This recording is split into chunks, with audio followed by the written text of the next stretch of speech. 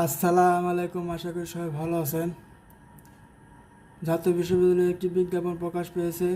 ফলাফল